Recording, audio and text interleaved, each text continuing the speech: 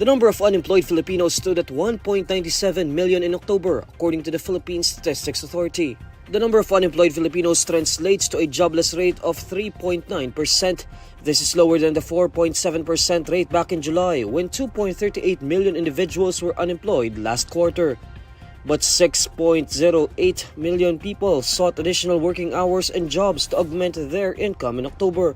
This is equivalent to an underemployment rate of 12.6%. This figure was higher than the 12.1% rate recorded in July, indicating a deterioration in job quality. The impeachment complaints filed against Vice President Sara Duterte have not been forwarded to the office of the Speaker, as other sectors are expected to file their petition, according to House of Representatives Secretary General Reginald Velasco. During a phone interview with reporters, Velasco was asked why the two impeachment complaints have not yet reached Speaker Ferdinand Martin Romualdez's desk. Velasco says they will just do one transmittal to the Speaker, since they have heard that there will be more groups who will also be filing impeachment complaints. Velasco adds that their legal staff is also studying the complaints filed so that the Speaker can decide based on the information that they will submit. Duterte was slapped with two impeachment complaints that were filed last December 2 and December 4. The first impeachment complaint was filed by civil society organizations and endorsed by Akbayan Party List Representative Percival Sendanya.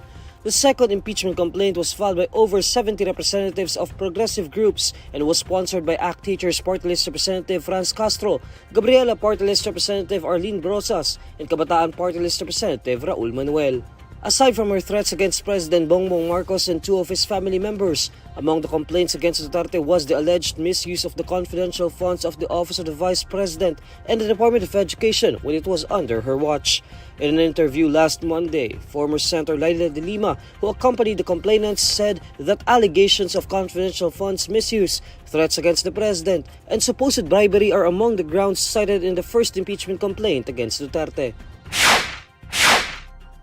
Dismissed Bamban Mayor Alice Go pleads not guilty to an election offense charge, according to her legal counsel. Go's legal counsel attorney Stephen David says Go pleaded not guilty as she attended her arraignment at Capas Tarlac Regional Trial Court, Branch 66. David also says Go is expected to post bail on her election offense case.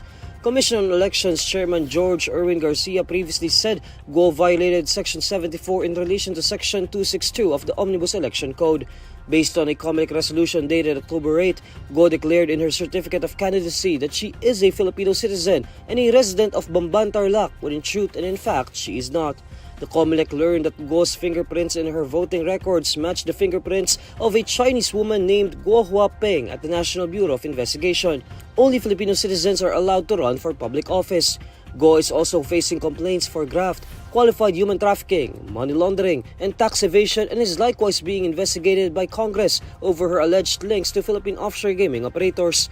She is currently detained in Pasig City Jail. Her counsel previously announced that the dismissed mayor intends to run for re-election amid the charges, but she retracted her bid.